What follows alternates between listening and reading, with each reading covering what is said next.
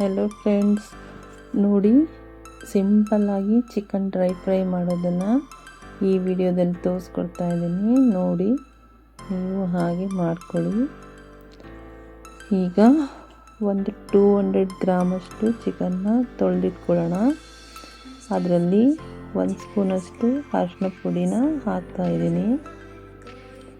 ಖಾರದ ಪುಡಿ 1-2 ಸ್ಪೂನಷ್ಟು ಹಾಕ್ತಾಯಿದ್ದೀನಿ. ಖಾರದ ಪುಡಿ ನಿಮಗೆ ಖಾರ ಜಾಸ್ತಿ ಬೇಕಂದ್ರೇ ಎಕ್ಸ್ಟ್ರಾ ಹಾಕ್ಕೊಬೋದು. ನಾನು ಸ್ವಲ್ಪ ಹಾಕ್ತೀನಿ. ರುಚಿಗೆ ತಕ್ಕಷ್ಟು ಉಪ್ಪನ್ನು ಹಾಕ್ಕೊತಾ ಇದ್ದೀನಿ. ನೋಡಿ,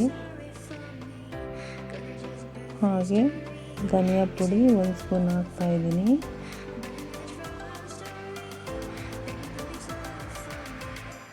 ಚಿಕನ್ ಮಸಾಲ 1 ಸ್ಪೂನ್, ಶುಂಠಿ ಬೆಳ್ಳುಳ್ಳಿ ಪೇಸ್ಟ್ 3 ಸ್ಪೂನ್ ಹಾಕ್ತಾಯಿದ್ದೀನಿ. ಅದು ಫ್ಲೇವರ್ ಚೆನ್ನಾಗಿರುತ್ತೆ ಅಂತ ಸ್ವಲ್ಪ ಜಾಸ್ತಿ ಹಾಕ್ಕೊಂಡಿದ್ದೀನಿ. ಎಲ್ಲನೂ ಚಿಕನ್ ಜೊತೆಗೆ ಮಿಕ್ಸ್ ಮಾಡೋಣ. ಈ ಥರ ಮಿಕ್ಸ್ ಮಾಡಿ ಒಂದು 5-10 ನಿಮಿಷ ಹಾಗೆ ನೆನೆಸಿಡೋಕೆ ಬಿಡೋಣ.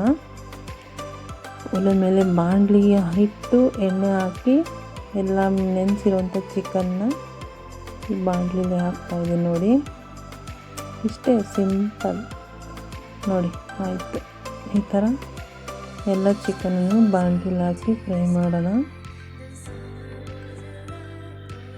ಒಂದು 10-15 ನಿಮಿಷ ಸಾಕು ಇದು ಫ್ರೈ ಮಾಡೋದಕ್ಕೆ. ಜಾಸ್ತಿ ಟೈಮ್ ಬೇಕಾಗಲ್ಲ.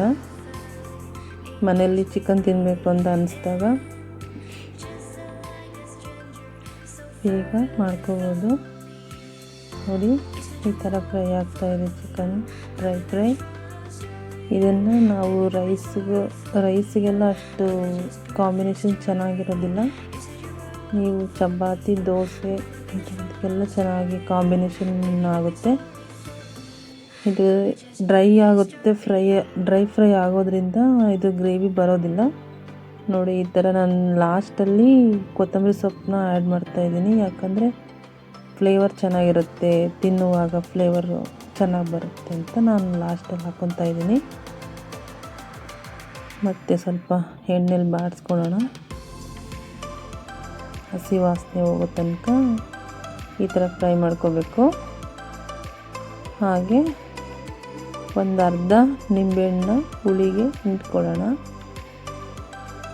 ನೋಡಿ, ಎಷ್ಟು ನೋಡ್ತಾ ಇದ್ದು ತಿನ್ಬೇಕು ಅನಿಸ್ತಿದ್ದಲ್ಲ. ತುಂಬ ಟೇಸ್ಟಿಯಾಗಿರುತ್ತೆ. ನೀವು ಇದೇ ಥರ ಸಿಂಪಲ್ಲಾಗಿ ಫಾಸ್ಟಾಗಿ ಇದೇ ಥರ ಚಿಕನ್ ಡ್ರೈ ಫ್ರೈನ ಮಾಡ್ಕೊಳ್ಳಿ, ಚೆನ್ನಾಗಿರುತ್ತೆ. ನೋಡಿ, ರೆಡಿ ಆಯಿತು. ಇದೇ ಥರ ಸಿಂಪಲ್ ಕುಕ್ಕಿಂಗ್ ವೀಡಿಯೋಸ್ ಮಾಡ್ತಾಯಿರ್ತೀನಿ. ನೋಡಿ ಫ್ರೆಂಡ್ಸ್, ಸಬ್ಸ್ಕ್ರೈಬ್ ಮಾಡಿ, ಸಪೋರ್ಟ್ ಮಾಡಿ. Thank you so much.